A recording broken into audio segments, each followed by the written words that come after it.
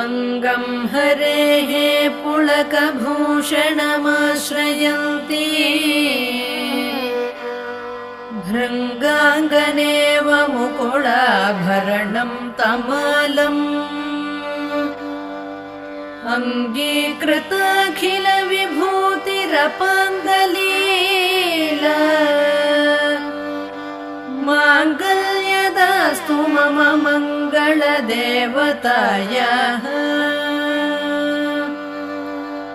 मुग्धा मुहुर्विदधति वदने मुरारेः